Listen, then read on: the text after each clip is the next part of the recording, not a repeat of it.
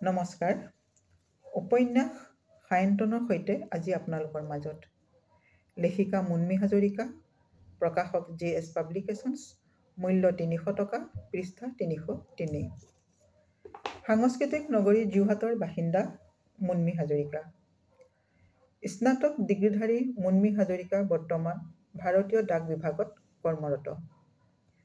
স্কুলীয়া জীৱনৰ পৰাই তেওঁ সাহিত্য সৃষ্টিৰাজিৰ লগত জড়িত হৈ আহিছে।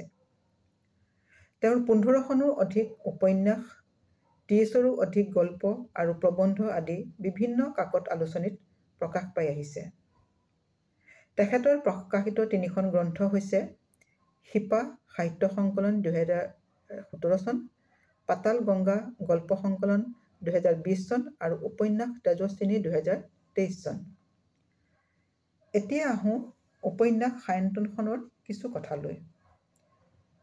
সায়ন্তন এখন কাল্পনিক উপন্যাস।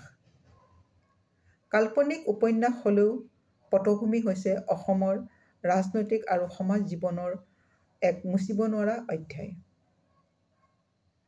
৮০ দশকৰ আগতে হৈ ৰৈ যোৱা কিছুমান সশস্ত্ৰ সংগ্ৰামৰ কাহিনী।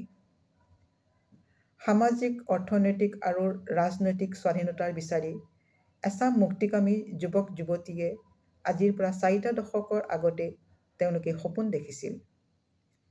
আৰু সেই সপোন সাকাৰ কৰিবলৈ তেওঁলোকে হাতত অস্ত্ৰ তুলি লৈছিল।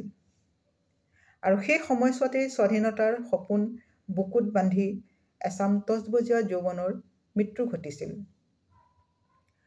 আৰু গাঁৱৰ জীয়ৰী বোৱাৰীসকলৰ শালীনতা হানি হৈছিল। কি হ'ল তেওঁলোকৰ সেই সপোনবোৰ? বাস্তৱত ৰূপ পালেনে বাৰু? শুদ্ধ কি, অশুদ্ধ কি, বাস্তৱ কি,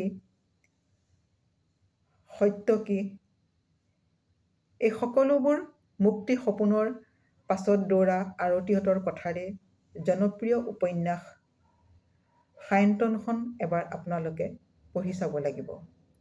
আহকচোন তেন্তে এবাৰ আমি সেই উপন্যাসখনৰ মাজলৈ ভুমুকিয়াই চাওঁ। ধন্যবাদ।